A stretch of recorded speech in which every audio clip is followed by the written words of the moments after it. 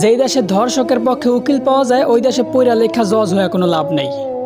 মুসলমানদের দেশে নেতা হইয়া যদি আলেমদেরকেই বন্দি করে রাখতে হয়, ওই দেশের রাজনীতি কইরা নেতা হইলে জনগণের জন্য কোনো ফায়দা নেই। ৯৫% মুসলমানের দেশে যদি মুসলমানদের কষ্টগুলাই তুলে ধরা না যায়, ওই দেশে নামি দামি সাংবাদিক হইয়াও কোনো লাভ নেই। বলি জাকাত না দিয়া সুদ খাইতে খাইতে দেশটারে করছো ছারখার। এখন সূর্যের তাপ গায়ে লাগে, তাই তোমাদের বৃষ্টির দরকার। আলেমদেরকে বন্দি করে আবার আলেমদের মাধ্যমে আল্লাহর কাছে বৃষ্টি কামনা করলা।